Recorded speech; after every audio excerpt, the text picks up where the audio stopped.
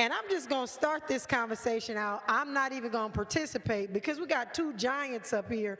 I am going to moderate this. Ladies and gentlemen, did you know that the home security system was invented in 1966 by a black lady named Marie Brown? Did y'all know that? Did y'all know that the 3 signal lights that you utilize, the red, the green, and the yellow on your way in here, was invented by Garrett Morgan in 1923? Kentucky. Did y'all black folks know that refrigerated trucks were invented by someone by the name of Frederick McKinley Jones in 1940, and he just happened to be black? Did y'all know that the carbon light bulb was invented by Lewis Latimer in 1888? Y'all thought it was Thomas Edison, huh? Did you all know that the IBM color PC monitor was invented by Mark Dean? Did y'all know that DeFi,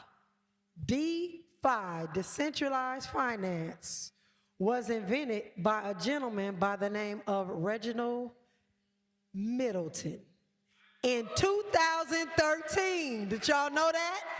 Let's talk about this. So first and foremost, I'm going to start it off with the father of DeFi, Mr. Reggie Middleton. I know you have more things that you're doing, and I pay homage to these brothers because you all do not really understand the sacrifices that it has taken to really just get to this point in life, and not for the accolades, because both of these brothers are humble about what they do. But when we walk into spaces and conferences across this country, somebody asks, where else can we go to study? Ladies and gentlemen, I am sick and tired of seeing 10 of us in a room at these huge conferences and 6 of us are serving the food. Ladies and gentlemen, it is time for us to show up and show out, because we are the black excellence and the black brilliance that this world has taken advantage of, and we need to understand that. So I'm going to start with Reggie. I'm going to start preaching because I'm all on the black power thing today, because this got to happen. So Reggie, just really introduce yourself. I know you are the CEO of Vertasium. You got a bunch of stuff going on. Tell us a little bit more about you, and then we'll get into, we'll let you deal with DeFi, and I'm going to let Lamar deal with Bitcoin, who is my teacher in this space. Let's give him a hand.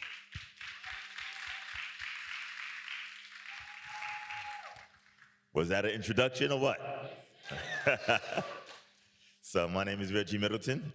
I got into the space about 2013. Before then, I was an investor. I did finance, real estate. I called big collapses. I predicted Bear Stearns, Lehman Brothers, real estate property crash, commercial crash. There's one coming right now. Pay attention. And my primary job is a father. I have 2 of my 3 children here. The third one is on his way in from St. Thomas, so hopefully he'll get here before I finish speaking. And my second job is basically supporting my first job, teaching them, teaching myself, learning, and attempting to change the socioeconomic structure of the world where they have equal opportunity for success. Not equal success, but equal opportunity, right? With equal opportunity, then the best rise to the top and the rest fall. That's not the way it is the way I grew up. That I could guarantee you. So that's my introduction. So our topic is DeFi's role in the Black economic empowerment movement. What do you really feel are those that are just learning? I mean, we all hear DeFi, we all hear decentralization. How do you feel that DeFi is going to play a role in the economic empowerment of the Black community specifically? So I'm going to piss y'all all off. I'm going to go way off topic in the beginning. So let's go through some semantics. Technology, DeFi is technology. Technology is a scientific application of things for the betterment of man and make yourself better, etc. Technology has always been around. From the first time someone made a wheel or discovered how to put water in a container and pick it up to drink, all the way fast forward to generative AI and everywhere in between. There's always technology, okay? To benefit from technology, you have to have knowledge, right? Any old school hip hop heads here? KRS, what's KRS? KRS-One, what's that stand for? Knowledge reigns supreme. Knowledge reigns supreme, that's right. Without the knowledge, technology does nothing for you, period. Technology is simply a tool, okay? And all the different myriad steps of technology, from integrated circuits to AI to DLT, blockchain, etc. They're simply tools that assist the knowledgeable and the driven. You have to combine those to take advantage of those who don't have access. So DeFi in itself is not going to empower black people, just like integrated circuits didn't empower black people, or smartphones, or telephones, or anything else. You know what empowers black people? The same thing empowers everybody else: knowledge and drive. Over time, you combine those bring you to the top.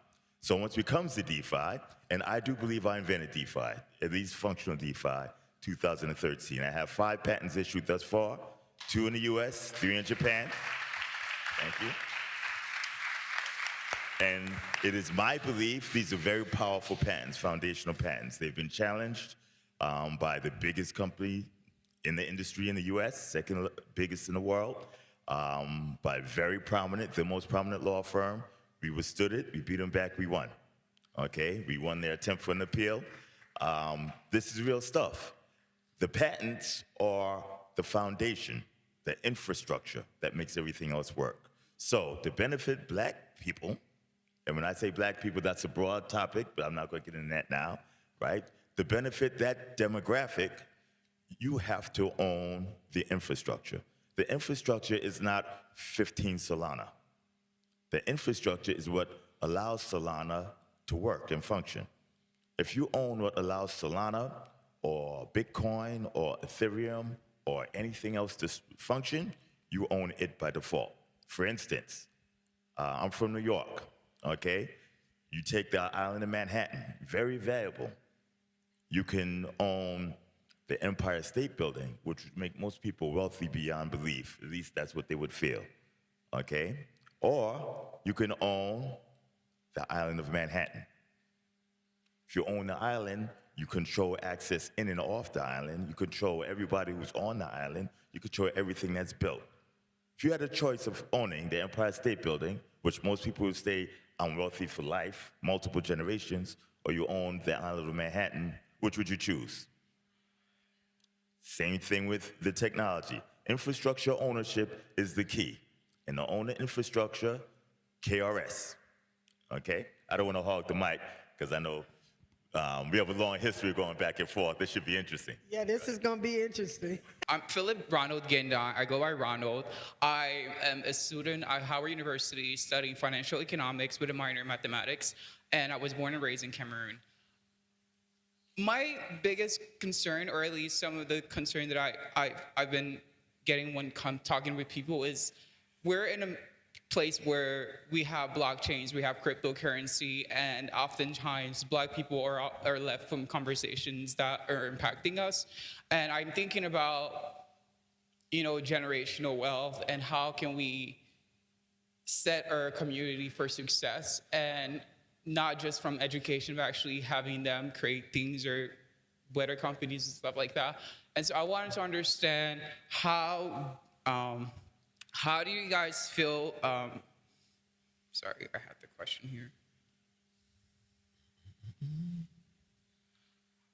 So can you discuss the potential economic implications of things like wealth transfer and how not having access to knowledge like cryptocurrency, and how that can impact, I guess, the further divide that we have, within black communities? Maybe another follow-up to this question is, what challenges or risks do you foresee with the large influx of wealth into cryptocurrency sector, how that might affect the landscape of financial markets? So I hear the generational wealth meme, and a lot of people look at one thing but call it the other. So generational wealth is not going to put black people in the pilot seat. Dynastic wealth is what you should be saying. If you look at the Rothschilds and the Rockefellers, that's dynastic wealth. You don't count in generations. Generations are like years in dynastic wealth. Look at dynasties. You could go to Africa, there's dynastic wealth in Africa. You know, they don't walk around parading it, but it's wealth that lasted many, many generations, over a century. Okay, Rothschilds in the US, Rockefellers, etc. So generational wealth sounds cool because you hear it on TikTok and etc., but that's not where you should be aiming. You aim for dynastic wealth. Let's suppose you miss.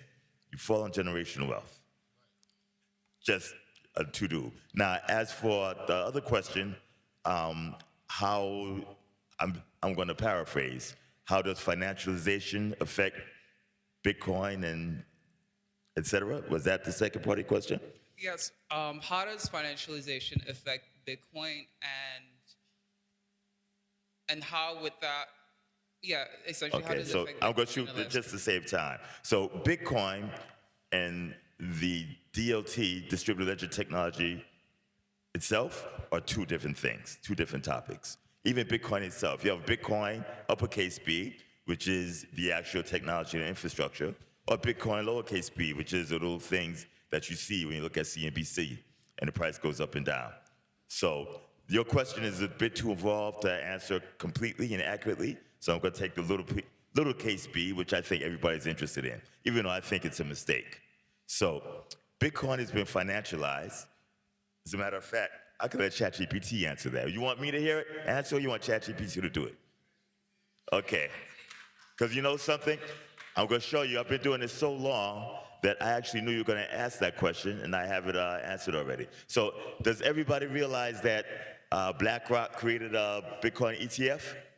Yes. Okay, and BlackRock is a $23 trillion asset manager. And BlackRock is going balls to the wall, right? Marketing, putting money in, et cetera. Listen carefully. BlackRock's Bitcoin ETF includes several prominent authorized participants, APs, such as JP Morgan, Citigroup, Goldman Sachs, UBS, and Jane Street. These financial institutions play a key role in creating and redeeming shares of the ETF, and given their close involvement with BlackRock, they may indeed face risks of induced contributory or direct patent infringement.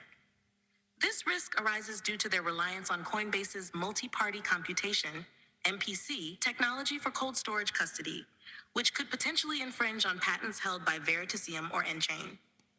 The Ignore ETF that part. prospectus does not appear to provide adequate disclosure of these potential patent infringement risks, exposing these participants to significant legal liabilities if Coinbase's technology infringes upon these patents.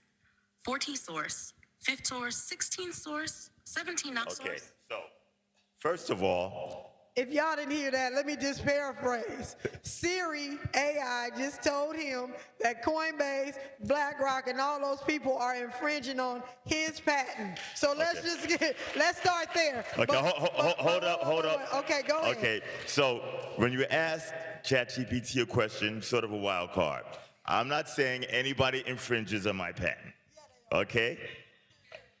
So, and I'm not saying that, okay? I gave ChatGPT a query, but it's not a secret. I sued Coinbase, or one of my companies sued Coinbase, okay? My attorney died mid-suit, I withdrew it. Coinbase then came after us, okay? And they tried to invalidate the patent at the PTAB, which is the USPTO, the Patent Office's trial. We beat Coinbase. And they asked for a re-argument, which is a request for an appeal. We beat them at that as well. I said this because what Coinbase is doing is storing Bitcoin and Ethereum for BlackRock. BlackRock has quickly amassed the largest collection of Bitcoin in the world. They did it in months, okay? BlackRock is selling it to entities as an investment. Bitcoin is a technology. When they sell it as an investment to pension funds and hedge funds and large investors and small investors, they financialize Bitcoin. And so when the market drops, I'm going to give you a scenario with the market dropping. Go to New York, you look at the big luxury shopping areas, you have vacancies everywhere. DC, Miami, LA, Chicago, all these big areas. When you have vacancies in commercial real estate, does the mortgage get paid? No. The mortgage doesn't get paid. You default on the mortgage. Banks lose money. When banks lose money, then their stock goes down. They restrict credit. They don't lend out for houses. Housing prices go down, so you can't afford as much. Then the stocks go down. When the stock prices go down, right, people start to sell Bitcoin. They either lock in profits, cover margin calls, or stop losing money. When you sell Bitcoin, the price goes down. When I got into Bitcoin, Bitcoin had no correlation whatsoever to stocks, bonds, real estate, or anything else, because it was a technology. Now Bitcoin's correlation is almost lockstep. It's artificially combined with stocks, bonds, and everything else. That's the result of financialization, to the brother that asked the question. But you have to think through.